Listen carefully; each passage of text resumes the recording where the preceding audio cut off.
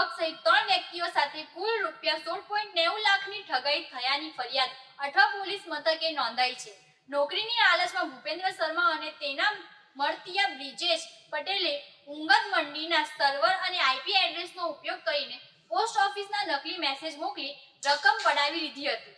હાલ પોલીસે બંનેની ધરપકડ કરી છે. સુરતપાલ ગામના યુવક સહિત 3 વ્યક્તિઓને પોસ્ટ ઓફિસમાં સરકારી નોકરી આપવાની લાલચે ઉગત મંડળીના સર્વર અને આઈપી એડ્રેસનો ઉપયોગ કરી ખોટા મેસેજ મોકલી 2 મળતિયાઓએ કુલ રૂપિયા 16.90 લાખ પડાવી લઈ સંપર્ક કાપી નાખી ઠગાઈ આચરવામાં આવી હોવાની ફરિયાદ અઠવા પોલીસ ચોપડે નોંધાઈ છે.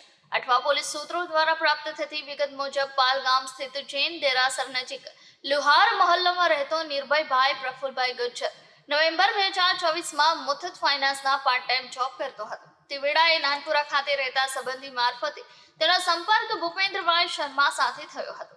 પોતાનું સેટિંગ હોવાનું કહીને તેણે પોસ્ટમાં સરકારી નોકરી આપવાનો વિશ્વાસ આપી નિર્ભય ગજ્જર પાસેથી રૂપિયા 5 લાખની માંગણી કરી હતી.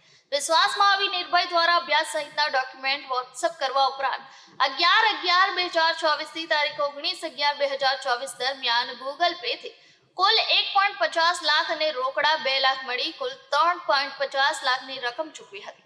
ત્યારબાદ 15 દિવસમાં બાટપોર પોસ્ટ ઓફિસમાં બ્રાન્ચ પોસ્ટ માસ્ટર તરીકે નિમણૂકનો ઓર્ડર આવી જશે એમ કહી વોટ્સએપ પર લિંક મોકલી ટેસ્ટ આપવાનું સેટિંગ કરી દીધું હતું. જેવા વિવિધ બહાના બનાવીને નિર્ભયને ધક્કે ચડાવ્યો હતો.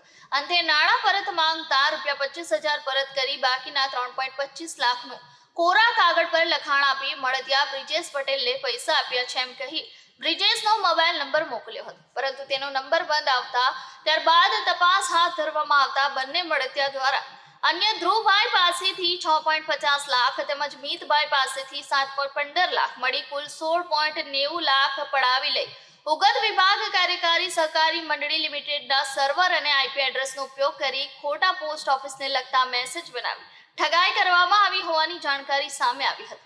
અંતે નિર્ભય દ્વારા ગતરોજ 3 યુવકો સાથે 16.90 લાખની ઠગાઈ કરવા મામલે અઠવા પોલીસ મથકમાં ભૂપેન્દ્ર શર્મા અને મળતિયા બ્રિજેશભાઈ વિરુદ્ધ ગુનો નોંધી 2ની ધરપકડ કરી હતી.